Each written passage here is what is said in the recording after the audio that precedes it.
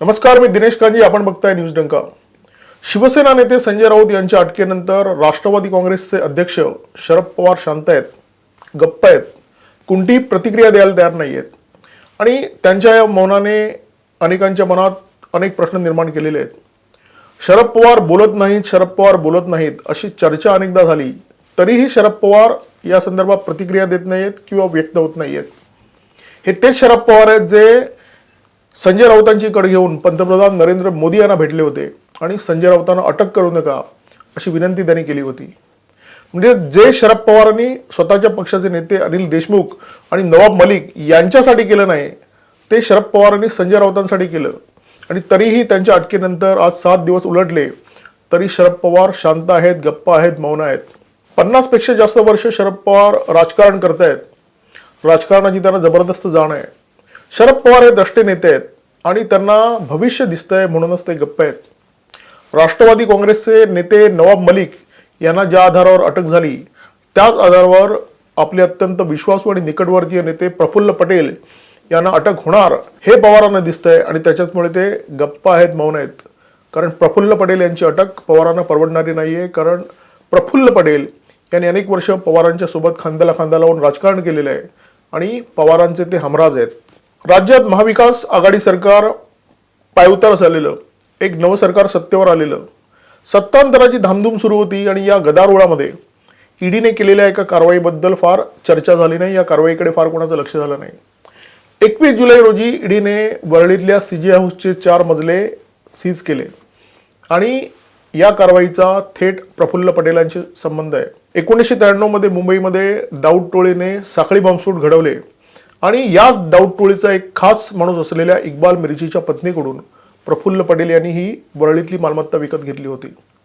आणि त्यावेळी या सगळ्या मामल्याबद्दल फार चर्चा झाली नाही.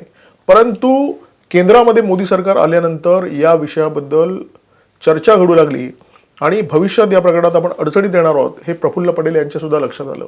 2019 साली या मुद्द्यावर देशातल्या 2 मोठ्या राजकारण्यांनी आपलं मत नोंदवलं आणि हे दोन्ही राजकारणी देशातले नंबर 1 आणि नंबर 2 चे राजकारणी होते. अर्थात पंतप्रधान नरेंद्र मोदी आणि केंद्रीय गृहमंत्री अमित शहा या दोघांनी वेगळ्या व्यासपीठावरून या मुद्द्याबद्दल काँग्रेसला आणि राष्ट्रवादी काँग्रेसला जाब विचारला होता. 2019 साली वांद्र्याच्या BKC मध्ये पंतप्रधान नरेंद्र मोदी यांची प्रचंड मोठी सभा झाली. विधानसभा निवडणुकीच्या आधी सभा झाली होती आणि या सभेमध्ये नरेंद्र मोदी यांनी काँग्रेस आणि राष्ट्रवादी काँग्रेसवर तिखट हल्ले केले. या सभेमध्ये मोदी असं म्हणाले होते की मुंबईमध्ये 1993 साली भीषण बॉम्बस्फोट घडले, परंतु या बॉम्बस्फोटात जे लोक जखमी झाले होते त्यांच्या परिवारांसोबत काँग्रेसच्या नेत्यांनी अन्याय केला, त्यांच्याकडे दुर्लक्ष केलं. आणि केवळ दुर्लक्ष नाही केलं तर ज्या लोकांचा या बॉम्बस्फोटात सहभाग होता त्यांच्याबरोबर व्यापार करण्यामध्ये ही मंडळी गुंतली होती. आणि पंतप्रधान नरेंद्र मोदींनी आपल्या भाषणामध्ये इक्बाल मिर्चीचा स्पष्टपणे उल्लेख केला होता. जिन लोगों ने हमारे अपनों को मारा वो भाग निकले और उसकी वजह अब खुलकर के सामने आने लगी है.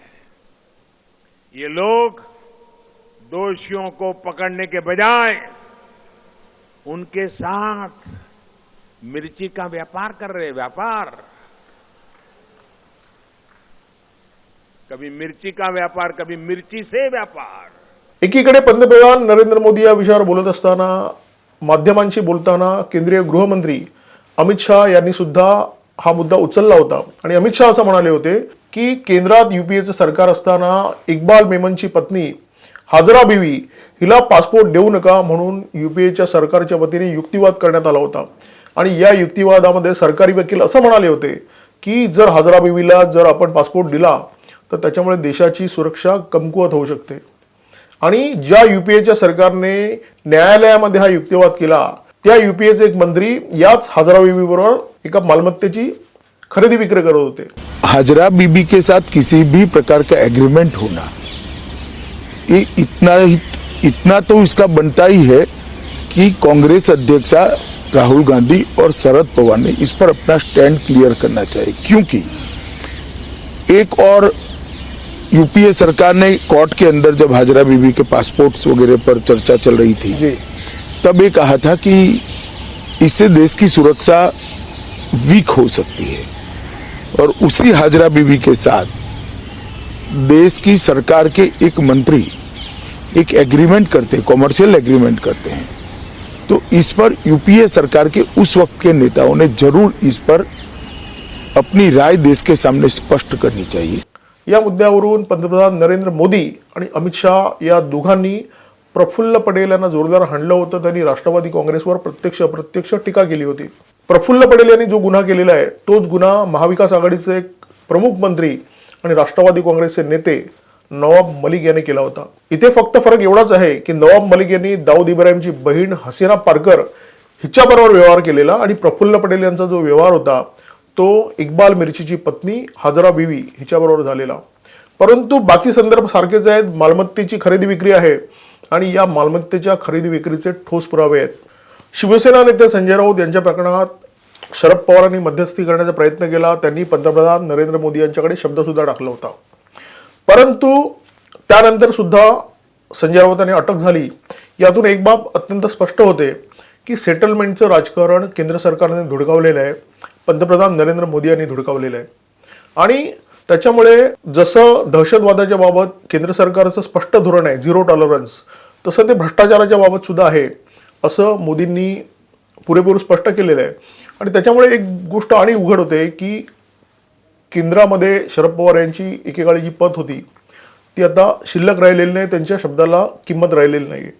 आणि त्याच्यामुळे प्रफुल्ल पटेल हे सुद्धा कधीतरी नवाब मलिक यांच्या वाटेने जाणार हे शरद पवारांना पुरतं ठाऊक आहे. आणि त्यांच्या अस्वस्थतेचं, त्यांच्या मौनाचं आणि राऊतांच्या अटकेनंतर त्यांनी कोणतीही प्रतिक्रिया दिली नाही त्याचं कारण नेमकं हेच आहे की शरद पवारांना आपलं भवितव्य दिसतंय, पक्षाचं भवितव्य दिसतंय. आपले एक एक सरदार हळूहळू वेगळ्या वेगळ्या प्रकरणामध्ये गजाआड होणार हे सुद्धा शरद पवारांना कळून चुकलेलं आहे. आणि त्याच्यामुळे पवार शांत बसलेले आहेत. या सगळ्या घडामोडी कमी होत्या की काय म्हणून केंद्रीय अर्थमंत्री निर्मला सीतारामन या 3 दिवसाच्या बारामती दौऱ्यावर येणार आहेत. आपल्याला माहिती आहे की बारामती हा शरद पवारांचा गड आहे. बराच काळ हा गड शाबूत राहिलेला आहे. शरद पवारांच्या या गडाला धक्का लागणार याचे संकेत गेल्या निवडणुकीच्या वेळी मिळालेले. स्मृती इराणीचं एक वाक्य प्रचंड गाजलेलं, ए फॉर अमेठी आणि बी फॉर बारामती. त्यातला अमेठीचा किल्ला तर ढासळला, परंतु बारामती वाचवण्यामध्ये शरद पवारांना यश मिळालं. शरद पवारांच्या कन्या सुप्रिया सुळे इथून जिंकून आल्या. परंतु 2024च्या निवडणुकीमध्ये बारामतीमध्ये पवारांना कडवी झुंज द्यायची असा निश्चय भाजपने केलेला आहे. आणि केंद्रीय अर्थमंत्री निर्मला सीतारामन यांचा जो दौरा आहे त्याचे स्पष्ट संकेत सुद्धा देतोय. त्याच्यामुळे हे सगळं राजकारण घडत असताना एकीकडे आपला पक्ष गोत्यात आलेला आहे, पक्षातले अनेक शिलेदार अडचणीत आलेले आहेत आणि त्यात आपला जो बारामतीचा किल्ला आहे तिथे सुद्धा आपल्याला आव्हान दिलं जाणार हे पवारांना स्पष्ट दिसतंय. म्हणजे एका प्रकारे बघितलं तर पवारांचे स्वतःचे हात दगडाखाली आहेत. प्रफुल्ल पटेल यांना जर इक्बाल मिर्चीच्या प्रकरणामध्ये अटक झाली, सीजे हाऊसच्या मालमत्ता खरेदी प्रकरणामध्ये अटक झाली, तर पवारांच्या पक्षाचे दाऊद टोळीशी संबंध आहेत हे दुसऱ्यांदा सिद्ध होतं. योगायोग एकदा घडतो, योगायोग 2 वेळा घडत नाही. तर त्याच्यामुळे दाऊद टोळीशी राष्ट्रवादी काँग्रेसचं साटेलोटं आहे या बाबीवर या प्रकरणामुळे शिक्कामोर्तब होणार आहे. पवारांना पक्षाचं स्वतःचं अंधकर्मय भवितव्य दिसतंय. पवारांना राष्ट्रवादी काँग्रेसची भावी खडतर वाटचाल दिसते आणि त्याच्यामुळे ते गप्प आहेत, शांत आहेत आणि संजय राऊतांना कोणतीही सांत्वना देण्याच्या मनस्थितीमध्ये नाही आहेत. थोड्या वेगळ्या शब्दात जर सांगायचं झालं तर जो हाल दिल का इधर हो रहा है वो हाल दिल का उधर हो रहा है और जाने क्या दिलों पे ईडी का गजब सा असर हो रहा है, अशा प्रकारची सिच्युएशन आहे. न्यूज डंकाच्या या व्हिडिओमध्ये तुर्तास इथेच थांबतो. हा व्हिडिओ जर तुम्हाला आवडला असेल तर जरूर लाईक करा, शेअर करा आणि या व्हिडिओखाली व्यक्त व्हा. अशाच प्रकारचे माहितीपूर्ण व्हिडिओ पाहण्यासाठी, सातत्याने पाहण्यासाठी सबस्क्राईब करा आमचं यूट्यूब चॅनल. नमस्कार आणि धन्यवाद.